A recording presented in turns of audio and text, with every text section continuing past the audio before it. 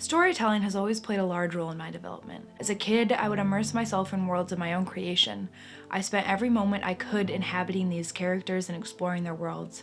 I spent hours adventuring the creek behind my house, weaving fantastical places and lore that fit the lush and almost magical environment. As I grew, these would turn into drawing, music, writing, anything I could use to get these stories out of my brain. That's when I turned to film. Making videos was where I could let my interests and talents meld into our harmonious creation. Whenever I picked up a camera with the intent to create, it just felt right.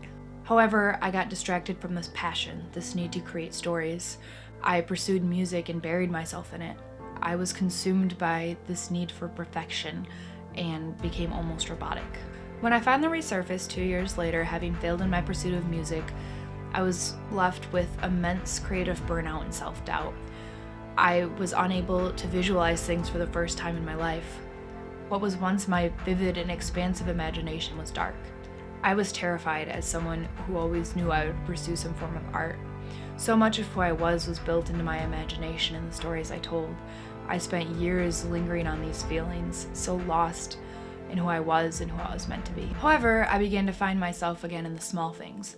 Barristing, doodling, harmonizing with loved songs, and indulging myself in the stories of others.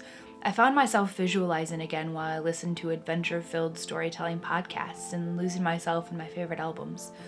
I felt vivid again. I grasped onto that creative spark and I held it close. Film became the conductor for that spark.